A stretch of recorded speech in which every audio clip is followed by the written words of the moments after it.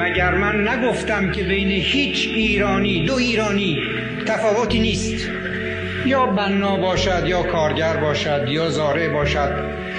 یا کاسب باشد، با بالاترین مقام دولتی که نخست وزیر مملکت باشد، هیچ فرقی نیست مگر فرقی که در شغلشون هست.